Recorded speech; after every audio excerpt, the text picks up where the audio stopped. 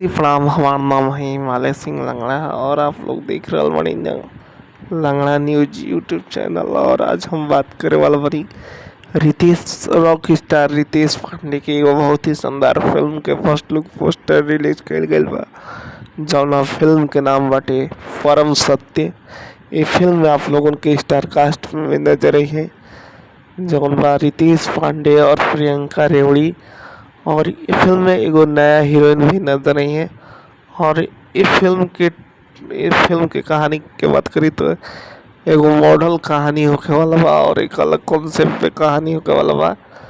यानी फिल्म के नाम से ही पता चल रहा बा कि कुछ अलग कॉन्सेप्ट पे फिल्म बनल बिया, जौन फिल्म के नाम बा परम सत्य। ये फिल्म के ट्रेलर बहुत जल्द जेपी स्टार पिक्चर से रिलीज कइल जाई।